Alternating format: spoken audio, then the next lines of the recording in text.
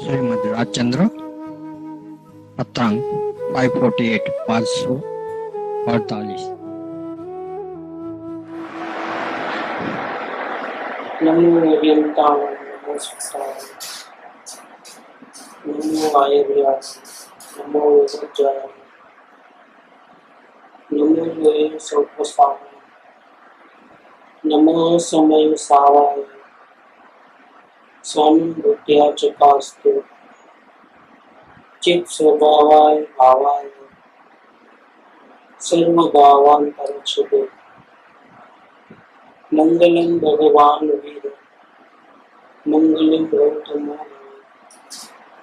मंगलम कुंड कुंडाय जैन धर्मोष्टि मंगल सर्व मंगल मांगल्य सर्व कल्याणकारकम प्रधानम सर्व धर्माय जैनम जयतु शासनम ओंकार बिंदु संयुक्तम नित्यं ध्यायन्ति योगिनः कामदं मोक्षदं चैव ओंकाराय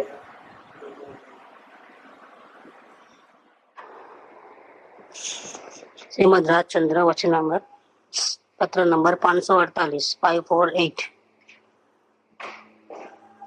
परम स्नेही श्री सौभाग, आपके 3 पत्र आए हैं। एक पत्र में 2 प्रश्न लिखे थे, जिनमें से एक का समाधान नीचे लिखा है। ज्ञानी पुरुष का सत्संग होने से और निश्चय होने से और उसके मार्ग का आराधना करने से जीव के दर्शन मोहनीय कर्म का उपशम या अक्षय होता है और अनुक्रम से सर्व ज्ञान की प्राप्ति होकर जीव कृतकृत्य होता है। यह बात प्रगट सत्य है। जीव को दर्शन मोहनीय कर्म का उपशम भी होता है और क्षय भी होता है। उपशम माने मुमुक्षुता आती है, दर्शन मोह मंद होता है तो ज्ञानी पुरुष की बात या वस्तु का स्वभाव सिद्धांत समझ में आते हैं और अपना हित कैसे करना है वो भी समझ में आता है, स्पष्ट समझ में आता है। दर्शन मोह उपशम होता है तब, और क्षय होता है तब आत्मा का अनुभव होता है, तो चौथे गुण स्थान में जीव आता है। निर्विकल्प स्वानुभूति, तब भव भ्रमण का बीज खत्म हो जाता है और फिर बाद में अनुक्रम से सर्व ज्ञान की प्राप्ति होकर जीव कृतकृत्य होता है। मतलब आत्मा का अनुभव होता है तब सर्व ज्ञान की प्राप्ति नहीं। आत्मा का अनुभव होने के बाद विशेष स्थिरता करके आगे बढ़े तब सर्व ज्ञान की प्राप्ति होती है और तब जीव कृतकृत्य होता है। मतलब क्या, परमात्मा दशा को प्राप्त करता है। परमात्मा दशा को प्राप्त करने के बाद साधना के लिए कुछ करना नहीं होता है, क्योंकि साधना स्वयं में हो ही रही है। केवल ज्ञान को टिकाने के लिए कोई मेहनत करने की जरूरत नहीं है। सम्यक दर्शन को टिकाने के लिए, स्थिरता को बढ़ाने के लिए, ज्ञान की प्राप्ति करने के लिए, वितरकता को 100% लाने के लिए, परमात्मा दशा लाने के लिए पुरुषार्थ करना पड़ता है ज्ञानी को भी। लेकिन सर्व ज्ञान की प्राप्ति होकर के जब जीव परमात्मा बनता है तब जीव कृतकृत्य हो जाता है। माने क्या, उसको अभी कुछ करना टिकाना कुछ करने की जरूरत, अपने आप हो ही रहा है काम। ये बात प्रकट सत्य है। मतलब दर्शन का मंदपना होना, उनका क्षय होना और धीरे से फिर अनुक्रम से सर्व ज्ञान की प्राप्ति माने केवल ज्ञान होना, परमात्मा दशा आना, ये बात प्रकट सत्य है। ये सब कैसे हुआ कि ज्ञानी पुरुष का सत्संग होने से हुआ और निश्चय होने से हुआ। सत्संग मिले और निश्चय नहीं हो, ऐसा बने वो बात तो कहते हैं, लेकिन हमने वैसा पक्का निर्णय नहीं किया अभी। हमारी 2 जगह था रस पड़ा है, आत्म कल्याण भी करना है, संसार का भी सुख चाहिए, तो फिर निश्चय नहीं हुआ है। ज्ञानी पुरुष का सत्संग भी होना और निश्चय भी होना और आगे उसके मार्ग का आराधना करना, ये 3 शब्द लिखे हैं। तो फिर वो सहानुभूति होती है, फिर अनुक्रम से सर्व ज्ञान की प्राप्ति होती है और जीव कृतकृत्य होता है, मतलब परमात्मा बनता है। ये बात तो प्रकट सत्य है। प्रकट सत्य है माने क्या, वर्तमान में भी इसी प्रकार से होता है, भूतकाल में भी ऐसा हुआ था। ग्रंथांतरों में यही बात लिखी हुई है बार बार। ये सत्य होने के बावजूद परंतु इसमें उपार्जित प्रारब्ध भी भोगना नहीं पड़ता, ऐसा सिद्धांत नहीं हो सकता। ज्ञानी पुरुष मिले तो दर्शन मोह का क्षय हो सकता है, आप ज्ञानी बन सकते हो, ऐसा करके परमात्मा बन सकते हो आगे जाकर। लेकिन नहीं, हमको ज्ञानी पुरुष मिले, हम सत्संग करते हैं, हम आराधना करते हैं वितराग मार्ग की, इसीलिए हमको प्रारब्ध कर्म भोगना नहीं पड़े, ये बात तो नहीं हो। वो तो भोगना ही पड़ेगा। अज्ञान दशा में, जाने अनजाने में जो कुछ भी कर्म हमने बांधे हैं उन सबका कर्जा चुकाना पड़ेगा। उससे आपको ज्ञानी पुरुष नहीं बचा सकते, सत्संग भी नहीं बचा सकता, कोई नहीं बचा सकता, परमात्मा भी नहीं बचा सकता। वो तो आपको भोगना ही है। दर्शन मोह को नाश कर सकते हैं।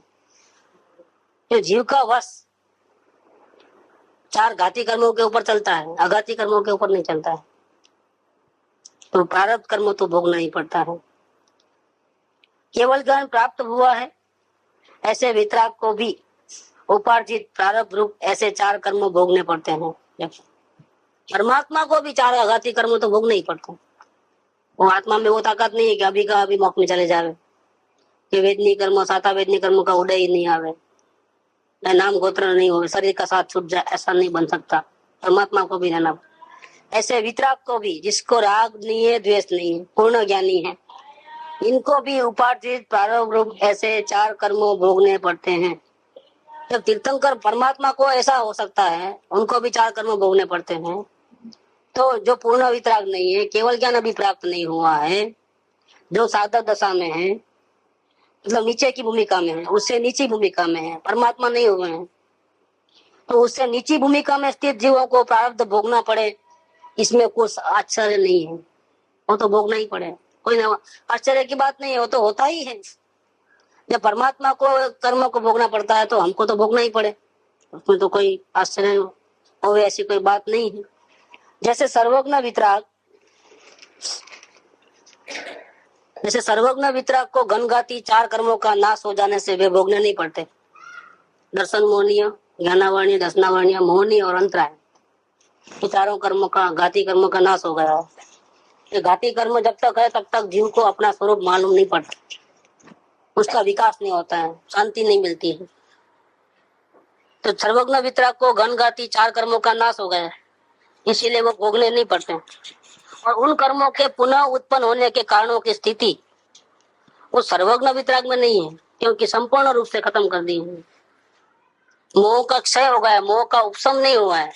अगर मोह का उपशम हुआ होता तो वापिस गड़बड़ हो सकती है, और मोह का उपशम होने से ज्ञान भी पूर्ण नहीं होता है। जब मोह संपूर्ण रूप से खत्म हो गया और राग भी संपूर्ण रूप से मिट गया, तभी परमात्मा दशा आती, तभी 4 घाती कर्मों का नाश होता है। तो सर्वज्ञ वितराग जो है, उनके 4 घाती कर्मों का इस प्रकार से नाश हो गया है कि वापिस पुनः उत्पन्न होने के कारणों की स्थिति उस सर्वज्ञ वितराग में नहीं है। वैसे ज्ञानी का निश्चय होने से जीव को अज्ञान भाव से उदासीनता होती है। इस प्रकार से अगर वस्तु का स्वरूप समझे, परमात्मा का स्वरूप समझे, ज्ञानी पुरुषों का मार्ग समझे, तो क्या होता है, जीव को क्या फायदा। जीव ऐसा ही कहे कि हमको तो हमारे आत्मा की बात करो, परमात्मा की, अंतरात्मा की हमको कुछ सुनना नहीं। नहीं, अंतरात्मा की और परमात्मा की बात सुनेगा तो जीव को बहुत बड़ा फायदा होगा। कैसे होता है, बहुत सारे शास्त्र हैं, इसके अंदर सबसे पहले परमात्मा का स्वरूप, अंतरात्मा का स्वरूप, बहिरात्मा का स्वरूप बताया है। लगभग हर एक शास्त्र में मिलेगा ये चीज। ये 3 प्रकार के जो जीव है, बहिरात्मा, अंतरात्मा और परमात्मा, तीनों का स्वरूप बताया है। तो जीव अगर कहे कि नहीं, हमको ये सब दूसरे की बात नहीं हमको सुनना है, हमको तो हमारे आत्मा की बात सुनाओ, आत्मा कैसा है, क्योंकि हमको आत्मा जानना है। परमात्मा तो अब आत्मा जानने के बाद है ना, अभी से काय को, और ज्ञान दशा की बात भी अभी क्यों, और पहले आत्मा को तो जाने, बाद में बात कर लेंगे, जो भी करना है होगा और खुद को मालूम पड़ जाएगा। तो हमको तो हमारी बात सुनाओ, नहीं ऐसा नहीं चलता है। भले आत्मज्ञान दशा नहीं हो, ज्ञानी नहीं हुए, लेकिन परमात्मा की बात सुनने से क्या फायदा होता है, परमात्मा का स्वरूप समझने से क्या होता है। तो क्या कहते हैं कि सर्वज्ञ वितराग को घनघाती 4 कर्मों का नाश हो जाने से ये भोगने नहीं पड़ते हैं, और उन कर्मों के पुनः उत्पन्न होने के कारणों की स्थिति उस सर्वज्ञ वितराग में नहीं है।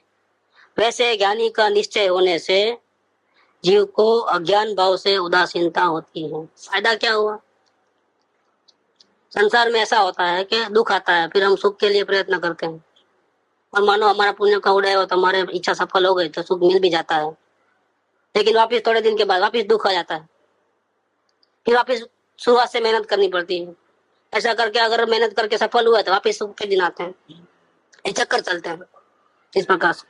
सुख के पीछे दुख, दुख के पीछे सुख, या कुछ इच्छाएं सफल होती है, कुछ इच्छाएं सफल नहीं होती, तो सुख दुख का मिला जुला रूप भी चलता है, इस प्रकार से चलते रहता है। लेकिन परमात्मा का स्वरूप ऐसा है कि एक बार ज्ञाति कर्म का नाश होने के बाद वो वापिस उत्पन्न नहीं होते हैं और परमात्मा दशा कायम रहती है।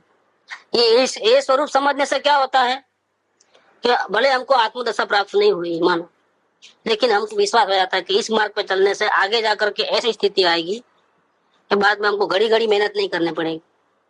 एक बखत सुख उत्पन्न हो गया तो वापिस हम दुखी होने वाले नहीं। इसीलिए ये रास्ते पे जाने में हमारा फायदा है।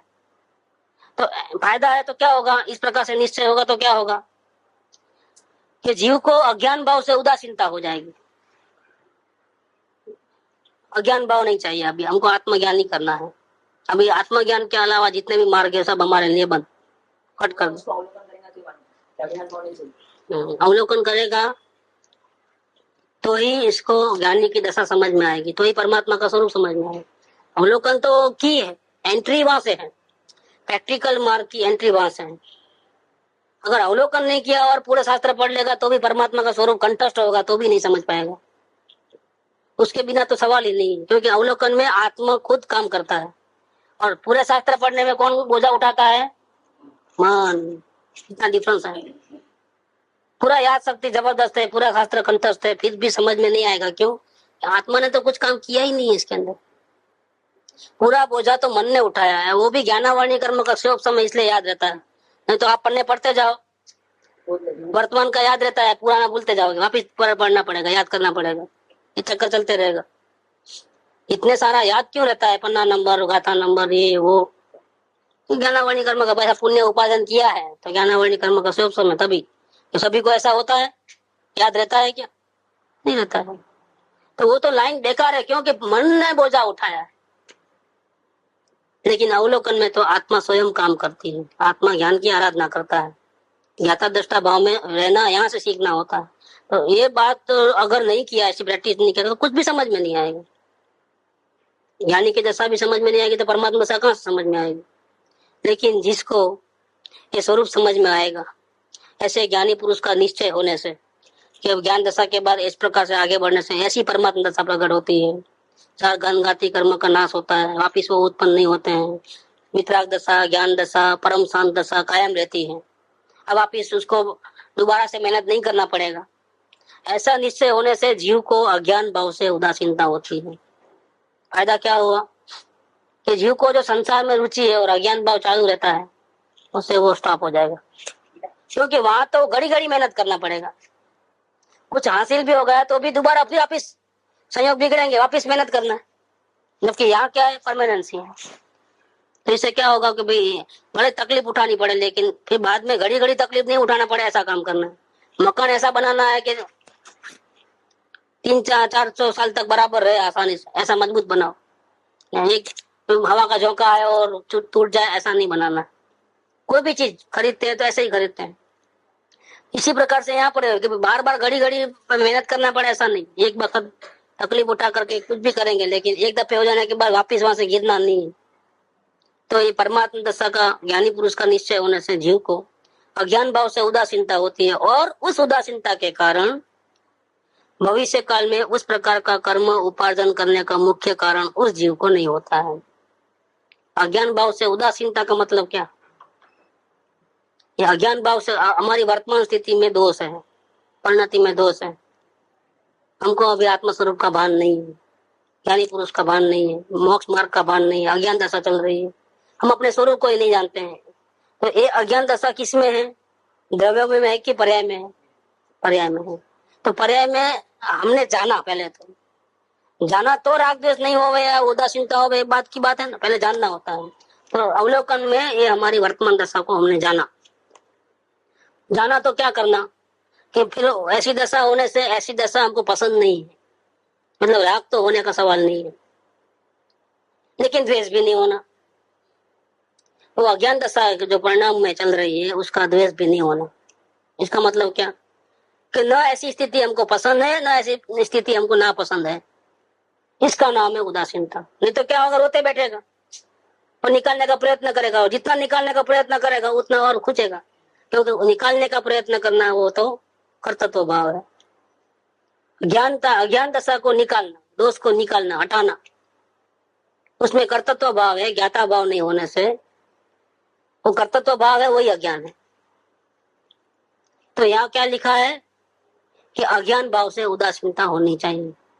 परिणाम में जो गड़बड़ है, पामरता है, अशांति है, भय है, चिंता है, दुख है, उसको जान करके क्या करना। दुख तो पसंद है ही नहीं, तो राग तो होने का सवाल नहीं है, लेकिन फिर वो जल्दी से मिट जाए तो अच्छा, जल्दी से मिट जाए तो अच्छा, ज्ञान दशा आवे तो अच्छा, ऐसा जल्दी जल्दी हो गए तो ये जो हमारी जो इसका बैलेंस इस प्रकार चलेगा तो द्वेष भाव चालू हो गया, तो ज्ञाता भाव छूट जाएगा। फिर कर्तृत्व भाव से निरिकल्प अवस्था लाना है, फिर कर्तव्य भाव से राग भाव को हटाना है, अशांति को हटाना है, ऐसा तो होने वाला नहीं है। इसलिए ये मार्ग समझ में नहीं आता। भावना के प्रकरण में ऐसा कहेंगे जल्दी से आत्मा का आराधना करो, जल्दी से उपयोग बाहर क्यों घूमता है, अंदर लेके आओ, ऐसा करो वैसा करो, बहुत सारे करने की बात आएगी। आत्मा में नहीं रहते तो भक्ति करो, उसमें नहीं रहते तो सत्संग में आओ, कुछ ख्याल करो, बाहर का रस तोड़ो, ये सब भावना वाले को, भावना का सब्जेक्ट चलेगा। तो व्यवहार मार्ग में व्यवहार से ऐसी बातें कही जाएंगी, लेकिन जब अंतर में रहना है तो क्या करना। तो अज्ञान भाव से भी उदासीनता होनी चाहिए। अज्ञान भाव से उदासीनता बहुत बड़ी चीज है। उदासीनता में क्या है, न अज्ञान भाव को रखना है, न अज्ञान भाव को नहीं रखना है, दोनों से कट जाना है लाइन। करना वो भी नहीं, नहीं करना वो भी नहीं। जब दोनों स्थिति से हट जाओगे तो कहाँ रहोगे फिर आप, ऑटोमेटिकली वितराग भाव में आए, ऑटोमेटिकली द्रव्य भाव में दृष्टि गई। राग को हटाने में दृष्टि कहाँ है, अज्ञानता को हटाने में दृष्टि कहाँ है, पर्याय के ऊपर है बस। तो फिर वो ज्ञान दशा नहीं आएगी। इसीलिए यह शब्द वो लिया है कि ज्ञानी का निश्चय होने से जीव को अज्ञान भाव से उदासीनता होती है, वैसे ज्ञानी का निश्चय होने से ज्ञानी की दशा और परमात्मा की दशा वो पहचानने से क्या होता है कि करने धरने का कुछ है ही नहीं इस मार्ग के अंदर, किसी को हटाना करने की बात ही नहीं। परिणाम स्वयं पलट रहे हैं, पलटाने का बोझा हमको क्यों। देखो परिणाम जब जिस पर काल में आने वाले हैं योग्यता अनुसार आ जाते हैं, लेकिन मैं तो अपरिणामी हूँ। ये बात सोगानी जी क्यों इसमें आएगी बार बार, क्यों आती है वो बात, क्योंकि परिणाम का और इसका कोई वास्तव में मेल नहीं है। द्रव्य अलग वस्तु है, परिणाम उसी के हैं, लेकिन उसका स्वरूप भिन्न है। परिणाम पलटे बिना रहेगा नहीं और ये कभी पलटेगा नहीं। जो द्रव्य है वो कभी पलटने वाला नहीं। परिणाम में अशांति है, लेकिन द्रव्य में उसी वक्त में कोई अशांति नहीं है। शांति शांति शांति, उसमें अशांति हो ही नहीं सकती। अगर स्वभाव में अशांति होवे तो फिर उसको मिटाएंगे कैसे हम। स्वभाव कभी भी मेला नहीं हुआ है, शुद्ध बुद्ध चैतन्य गणी है वो। हम पामर नहीं है स्वभाव से, स्वभाव में तो कुछ गड़बड़ है नहीं।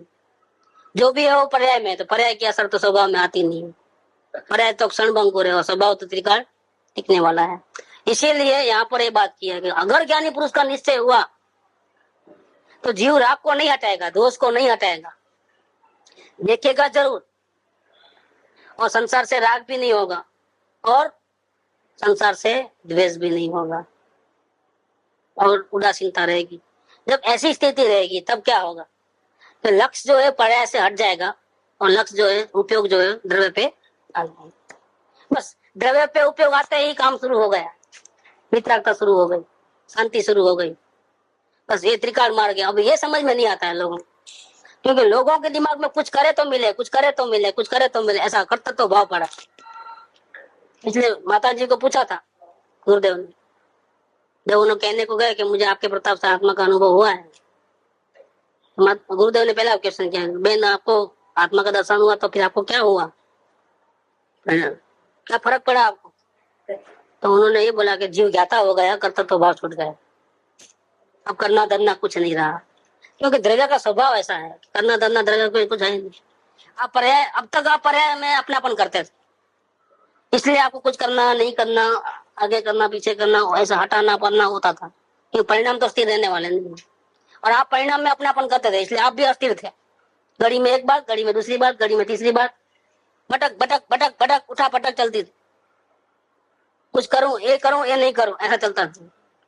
अब क्या हुआ, आत्मज्ञान होते ही क्या हो गया कि अब मैं परिणति में नहीं हूँ, परिणाम को पलटाना नहीं है मेरा, उपयोग को हटाना नहीं है, उपयोग को वहां से खिसड़ना नहीं है, ऐसा करना नहीं है, बाहर है तो अंदर लाना नहीं है, अंदर है तो बाहर ले जाना नहीं, कुछ नहीं करना है। परिणाम का काम परिणाम करे और मैं मेरा काम करूं, खलास। तो मैं क्या दशा आने से करती तो बहुत हाँ, इसके पहले नहीं छोड़ता है, इसके पहले अंश में भी रहता है तो वही रोकता है। इसके पहले जो अंश में भी जो करता तो भाव रहता है ना, वही ज्ञान दशा को रोकता है। अवलोकन किया और फिर आगे लिखे, अरे अरे अरे अरे हो जाता है, और अरे अरे में रह जाता है। जानना है और उदासीन हो जाना है। जान करके उदासीनता में आ जाना फौरन, क्योंकि परिणाम को देखना हमारा काम नहीं है। वो तो हम कहाँ खड़े हैं वो देखना था, हमारी योग्यता कैसी है वो देखना था, हमको रुचि किधर है वो देखना था। तो वो रुचि जो जिन पदार्थों में है, उससे ज्यादा अगर आत्मा की रुचि हो जाएगी तो क्या होगा, तो उपयोग अपने आप पलट जाएगा। आपको पलटाने की भी जरूरत नहीं, खुद ही अपने आप। और नहीं पलट रहा है, आत्मा को नहीं देख रहे हो, तो इसका मतलब अभी भी रुचि बाहर में है कि आप अरे अरे करते रहो जिंदगी भर, कुछ होने वाला नहीं। परिणाम को भी नहीं पलटाना है। एक शब्द में बहुत निकला है कि अज्ञान भाव का द्वेष करना, क्या उसको जल्दी से नाश करना, वो बात भी नहीं दिखी। अज्ञान भाव से उदासीनता होती है। कैसे होती है, अपने आप हो गई कि नहीं, ज्ञानी पुरुष का निश्चय होने से ये हुआ। जब तक ज्ञानी पुरुष का निश्चय नहीं हुआ, कर्तव्य भाव है तो ज्ञानी पुरुष का निश्चय नहीं है। देखो क्या बात निकली है, उन कर्मों के पुनः उत्पन्न होने के कारणों की स्थिति उस सर्वज्ञ वितराग में नहीं है। वैसे ज्ञानी का निश्चय होने से, परमात्मा का निश्चय होने से जीव को अज्ञान भाव से उदासीनता होती है। अब करना धरना हटाना लाना पढ़ना, परिणाम में नहीं हूँ, परिणाम से मेरा कोई संबंध नहीं है। मैं त्रिकाल मुक्त हूँ, मैं कृतकृत्य हूँ, मैं परमात्मा हूँ। पामरता मेरे में नहीं है, क्रोध मेरे में नहीं है, मेरे में तो अकेला ज्ञान ज्ञान ज्ञान ज्ञान, अनंत अनंत गुण भरे पड़े हैं। मेरे में कुछ नहीं हो रहा है, हो रहा है सब परिणाम। वो मेरे से भिन्न है, मेरे को कुछ असर करते नहीं, इसलिए वो रहे तो भले, न रहे तो भी ऐसा करके वो हट जाना वहां से। बस ऐसा कोई भी प्रकार का राग और द्वेष का भाव न होवे, उसको हटाने का भाव भी नहीं होवे, तो क्या हो जाएगा जीव, तो ज्ञाता भाव में आ जाएगा। और ज्ञाता भाव में जो दृष्टि होगी, जो परिणति होगी, वो ही आत्मा को देख पाएगी। कर्तव्य भाव वाली जो परिणति है वो आत्मा को देख सकती ही नहीं। ज्ञाता भाव वाली परिणति ही आत्मा को देख सकती है। जब तक करूं थरूं करूं फरूं उठा पटक है, भाई आत्मा का दर्शन करना है, गया नहीं होने वाला है। भावना में वो चीज है कि आत्मा का दर्शन करना है, उपयोग बाहर नहीं रखना है, राग द्वेष नहीं करना है। पुरुषार्थ में वो बात नहीं है। पुरुषार्थ में तो कुछ करना नहीं है, वो पुरुषार्थ है। कुछ करना नहीं है मतलब क्या, कि उठा पटक परिणाम की वो भी नहीं करना है, उदासीनता में रहना है। करना नहीं करना वो बात ही नहीं है। जो हो रहा है अपने आप, उसको जैसा है होने देना है, कुछ भी करना धरना नहीं है, उसका नाम पुरुषार्थ है, ज्ञाता भाव। बस ज्ञाता भाव में परिणति आएगी तो स्वरूप के दर्शन होने में देर नहीं लगेगी। और कर्तव्य भाव थोड़ा भी रहेगा अंतर में, तब तक वो आत्मा के दर्शन होने वाले नहीं। तो ज्ञानी पुरुष का निश्चय होने से जीव की कैसी स्थिति होती है कि जीव करना और नहीं करने में से हट जाता है, उदासीन हो जाता है। पूरा बोझ ही खत्म, संसार का बोझ ही खत्म हो गया। परिणाम को देखने से, अन्य पदार्थ पर दृष्टि नहीं है, और फिर परिणाम के नजर आते हैं तो उस पर उदासीनता आने से वहां भी दृष्टि नहीं है। अब कहाँ दृष्टि चले गई, उपयोग कहाँ चले गया, भला शांति, अब कोई परेशानी नहीं।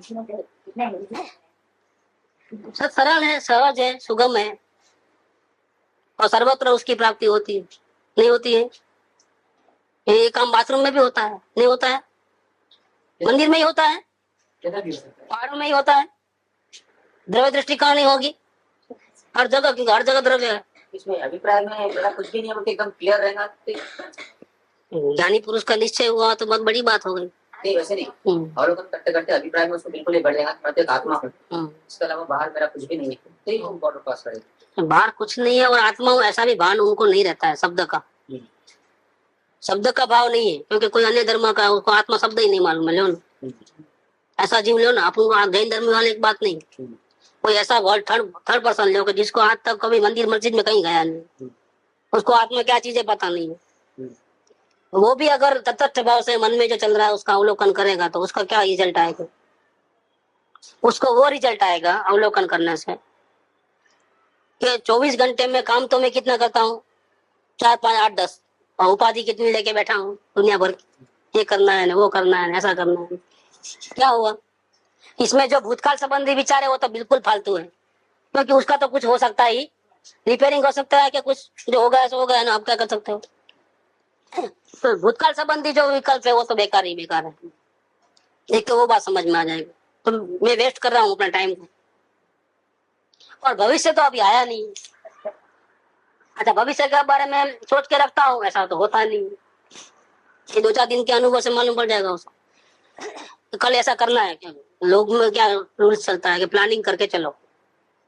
देखो टिकट भी ऑन टाइम उसी दिन नहीं मिलती है, कहीं जाना है तो भी पहले से प्लानिंग करना पड़ता है। प्लानिंग करने से तकलीफ नहीं होती है, आसानी हो जाती है, आराम मिलता है। सब प्लानिंग तो करना ही पड़ेगा, ये आता है।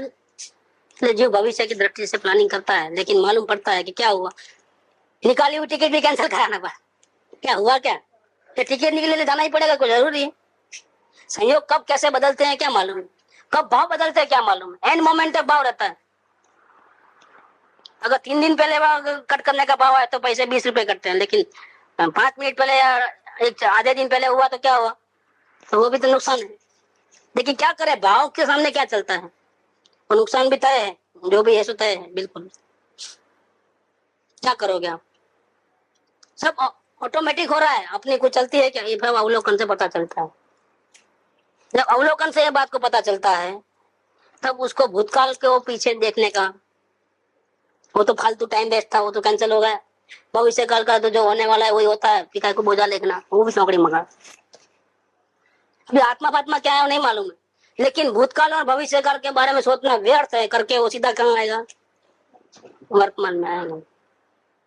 वर्तमान में आते ही शांति मिलने लगेगी, क्योंकि वर्तमान में तो कुछ करने धरने का रहता नहीं है। जो होता है उसको देखो जानो, खत्म। वो जो ज्ञाता भाव में आ जाता है तो लाइन पूरी बैठ जाती है। जब तक भूतकाल और भविष्य काल के चक्कर में पड़ा है तब तक प्रॉब्लम है। तो वो आत्मा नहीं मालूम है, लेकिन शांति तो महसूस किया ना उसने। जो भूतकाल और वर्तमान भविष्य काल की चिंता में जो निरंतर अशांत टेंशन वो रहता था, वो सब निकल जा करके वर्तमान में आते ही क्या हो गया? शांति। देखो ये अनुभूति नहीं हो रही है, क्यों? परिणाम को देखते ही कहाँ है, ज्ञाता भाव में आए कहाँ है। उनको पूछोगे कि भाई क्या करना है, उसको पूछोगे आत्म कल्याण करने के लिए क्या करना चाहिए, क्या? अगर शास्त्र पाठी को पूछोगे तो क्या जवाब देगा मालूम? गुरुदेव सिंह ने इस पन्ने पे ये कहा है, इस शास्त्र में आत्मा का अनुभव करने की ये विधि बताई है, उसमें वो विधि बताई है, उसमें वो विधि बताई है। सभी महात्माओं का कहना एक ही है। कोई निश्चय दृष्टि से ऐसा कहा है, व्यवहार दृष्टि से ऐसा कहा है, उपादान से ऐसा होता है, निमित्त से ऐसा होता है, पूरा बता दिया। अच्छा अब क्या करना पूछो तो मालूम नहीं, आप पढ़ते रहो बस जिंदगी भर, ये उसका तरीका है। अनुभव को पूछोगे तो क्या होगा, बात ही निराली है। इसीलिए अपने आप शास्त्र नहीं पढ़ना। कृपावड़े के जमाने में तो कृपावड़े को पूछ करके कोई शास्त्र को हाथ लगाता था, तो उनको आज्ञा के बिना शास्त्र नहीं पढ़ता था। नहीं पढ़ेंगे। देख रूल चला आ रहा है, लेकिन वो सांप गया छोड़ा रहा है। उनका मामला ऐसा हो गया है कि कोई प्रत्यक्ष ज्ञानी है तो उसको पूछ के करना है। किसको पूछोगे आप? तो वापिस गड़बड़ हो गई वापिस, तो ये प्रॉब्लम हो जाता है। ये रूल्स परंपरा चलती है, परंपरा में फिर अंदर का सत्व नहीं रहता है। अंदर का सत्व रहे वो परंपरा के रूल्स क्यों है कि जीव के कल्याण के लिए। स्वयं पढ़ेगा तो क्या समझेगा, इसीलिए वो ज्ञानी पुरुष के द्वारा वो समझेगा। यहाँ तो क्या है कि अनुभव करना है, शास्त्र पढ़ो, मंदिर जाओ, पूजा करो, दर्शन करो, यही चलता है। क्रियाकांड हो गई पूरी आखिर पूरा। इसमें आत्मा कुछ भी काम नहीं करता है, शरीर काम करता है, शरीर मंदिर जाता है, हाथ काम करते हैं, पैर काम करते हैं, सब करते हैं। देखो पैसा भी काम करता है,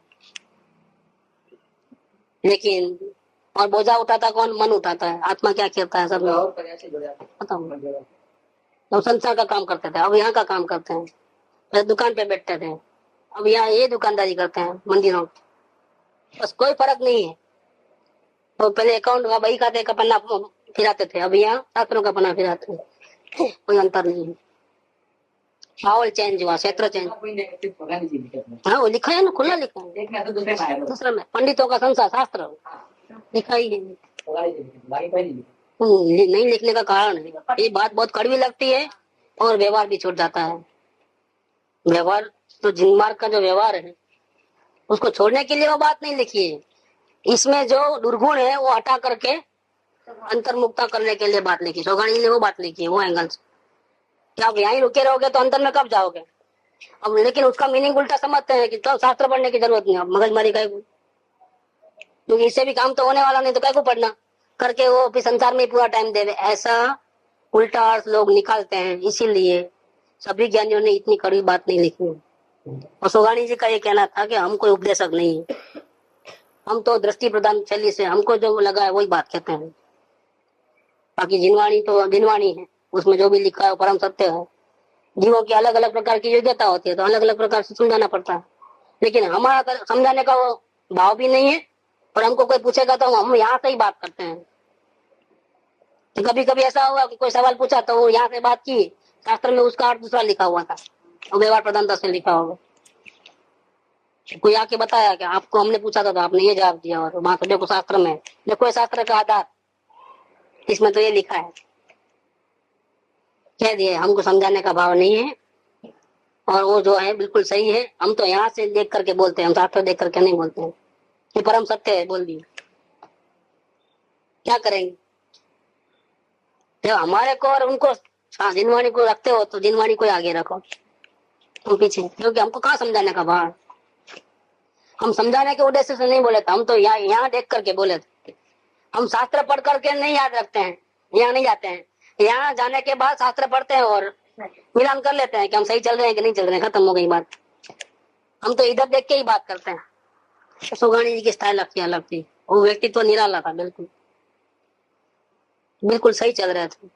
बात तीखी लगे, कड़वी लगे, लेकिन बिल्कुल परम सत्य वाली बात थी वो। और स्वरूप दृष्टि का ही एंगल था, दूसरा कोई एंगल नहीं था।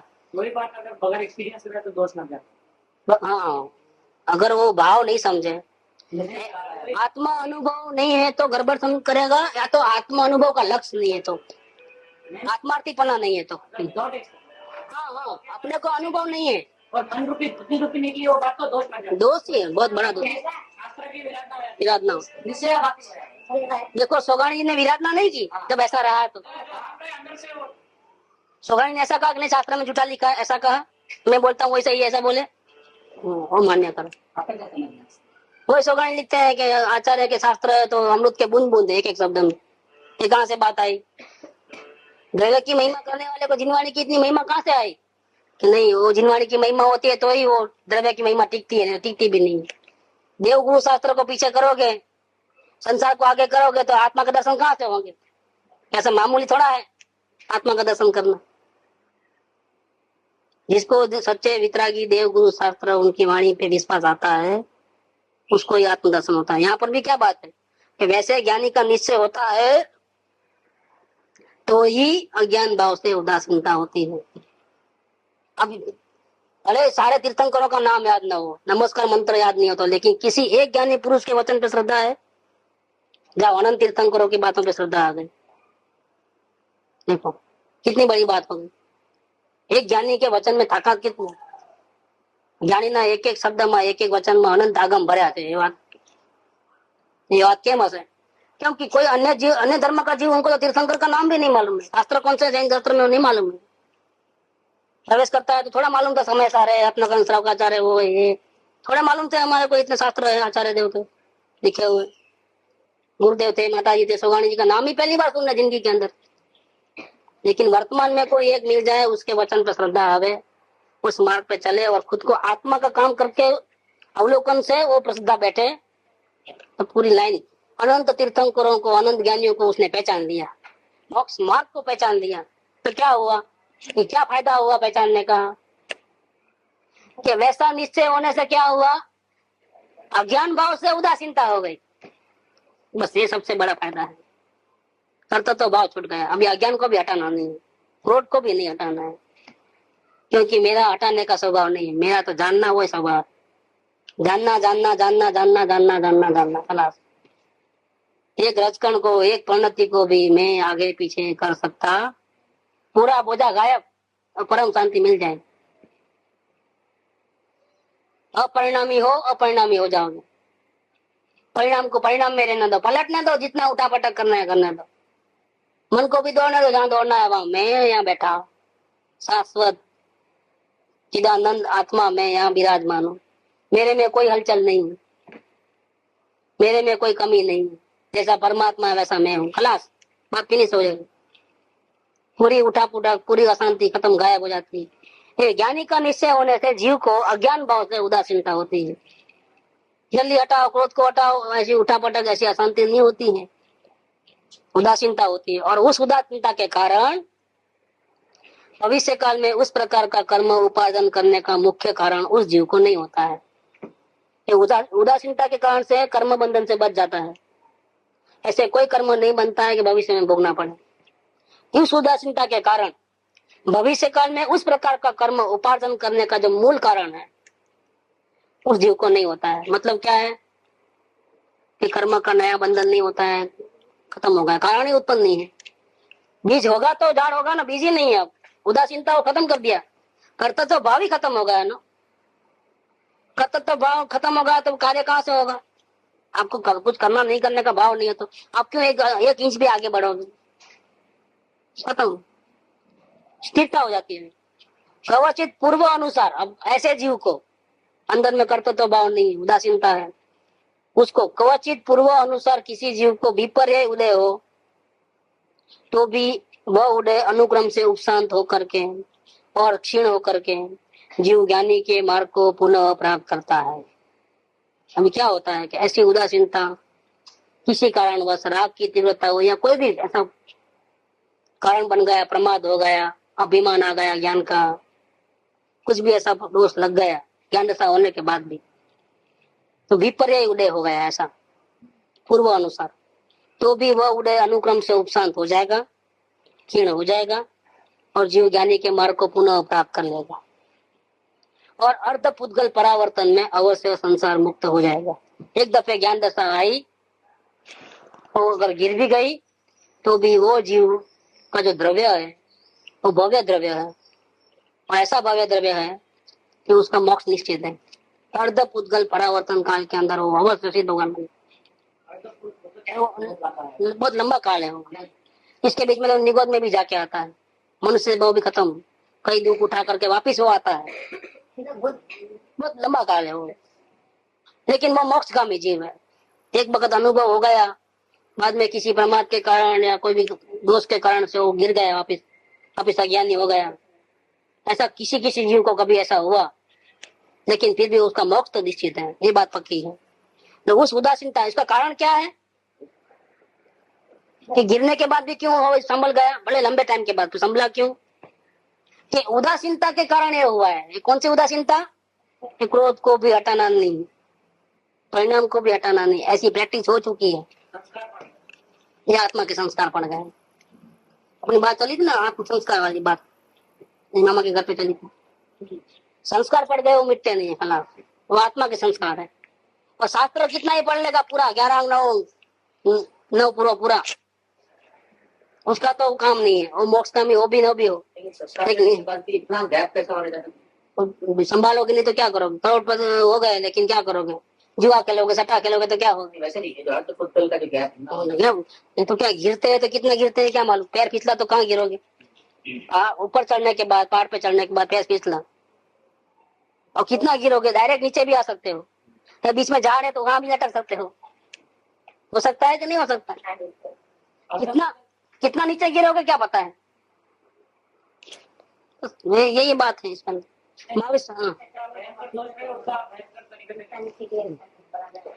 जितना हमारा दोस्त जितना जबरदस्त हुआ उतना कार्य होता है। तो यहाँ क्या महावीर स्वामी का जीव, तो फिर वो गिरा तो क्या हाल हुआ? पढ़ लेना महावीर स्वामी का चरित्र, एक तो फर्स्ट ऋषभदेव के भगवान के टाइम में कांटेक्ट हुआ, फिर वापिस विराट न करने के बाद वापिस चले गए वो, क्योंकि मनुष्य भाव तो 16 बार से ज्यादा नहीं मिलता है मूल जिसमें काम कर सकता है ऐसा। तो उसने विराट न करके गंवा दिया, बाद में तो चले गए निगोद में, वहां भटके बहुत।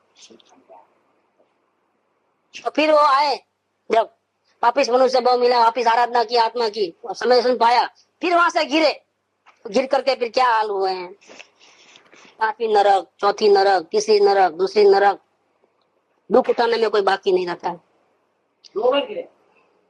पहली बार तो उत्पन्न नहीं हुआ, विराट न करके चले गए, कॉन्टेक्ट एक अवसर तो आया ना, अवसर आया और यहाँ तक आई बात, ऋषभदेव भगवान की वाणी में यहाँ तक आई, सारे दुनिया को मालूम हो गया कि ये जो जीव है वो महावीर स्वामी भगवान का जीव है।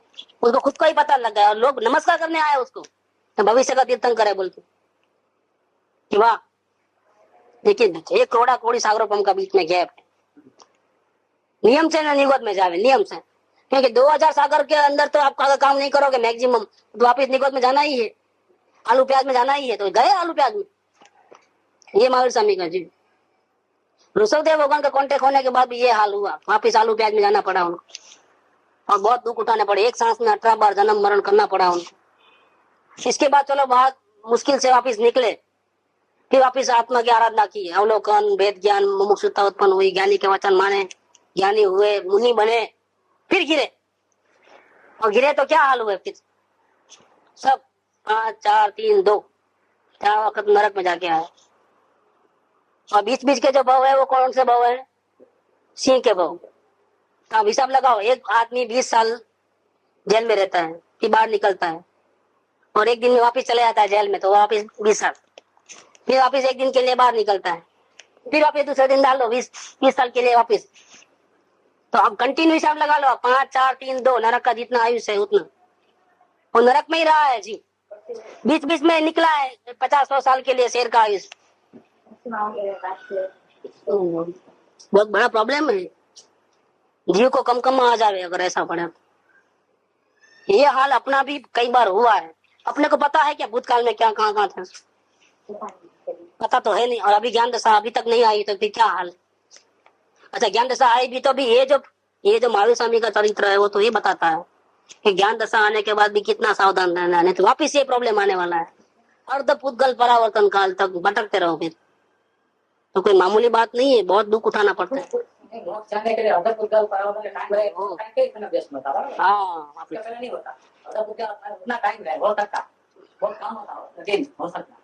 तो ये बात इधर तो बात ये चल रही है कि उदासीनता के कारण से बच गया हो, तो लेकिन उदासीनता आई कहाँ से, ज्ञानी पुरुष का निश्चय होने से। तो बताइए अब मोक्ष जाने में किसका रोल ज्यादा है, ज्ञानी पुरुष मिले तो सब मिल गया। एक मोक्ष दातार मिले तो अभी देखो इस काल में तीर्थंकर नहीं है तो मोक्ष भी कोई जाता नहीं, केवली नहीं है इस काल में, तो मोक्ष में जाते हैं वहां। मोक्ष दातार की जितनी वैल्यू है ना उतनी मोक्ष की भी वैल्यू नहीं। और तो उस दिन लिए थे वो पत्र कि मोक्ष तो बहुत सुलभ है, मोक्ष की तो कोई बात नहीं, अभी मिल जाए, लेकिन मोक्ष दातार दुर्लभ है। पूरी चाबी जो है वो ज्ञानी पुरुष के हाथ में, अपना कल्याण होना नहीं होना। तो कृपाणु ने लिख दिया 466 के अंदर कि जीव अपनी मति कल्पना से चल करके समाधि में बैठेगा, ध्यान करेगा, विपस्सना में जाओ, उधर पूरी दुनिया भटक के आ जाओ, आपको खुद को नहीं मालूम कि मैं क्या कर रहा हूँ। ऐसे 2-3 केस अभी बन गए, 50 बार वो जाके आया विपस्सना शिविर के अंदर और बहुत सारी योग्यता प्राप्त हो गई, लेकिन खुद को पता नहीं कि मैं कहाँ हूँ। अभी भी रो रहे हैं, मुझे रास्ता नहीं मिल रहा है, क्या करूं, कैसे करूं। अभी रास्ता सूझना ही बंद हो गया है। पूरी कहानी सुनने के बाद वो बताया तो 1 सेकंड में काम हो जाता है। देखो इसका कारण क्या है कि मोक्ष दाता की बहुत बड़ी वैल्यू है। तो जीव वहां का वहीं रहता है ना, तो ही पता नहीं है कि मैं कहाँ जाना है, कहाँ बैठना है, वहां का वहीं लटक दिखा रहा है। इधर नजीक आ गया है लेकिन घर नहीं मिल रहा है, बिल्कुल नजीक आ गया अपना घर नहीं मिल रहा है और दुखी रहता है। देखो चैन नहीं है किधर भी, कहां से, जब तक अपने घर में प्रवेश नहीं करोगे शांति कहां से मिलेगी। संसार में कहीं भी रुचि नहीं है, उतना काफी नहीं है, फिर अपना घर भी मिलना रुचि नहीं है तो आप कहीं भटकोगे नहीं। लेकिन जब तक घर नहीं मिलेगा तब तक तो अशांत तो रहोगे ना, अशांति कहाँ मिटी। बस तो अपना घर नहीं मिले तब तक प्रॉब्लम है, अपना घर मिले तो शांति हो जाएगी बिल्कुल। तो ये जो वितरण उदासीनता जो उत्पन्न हुई, ज्ञानी पुरुष का निश्चय हुआ, उदासीनता उत्पन्न हुई, इसीलिए मोक्ष निश्चित है। अब मोक्ष की कोई परवाह नहीं है। ये बात है, भी और आगे लेंगे कल, अभी थोड़ा ही चला है बात। सुख धाम अन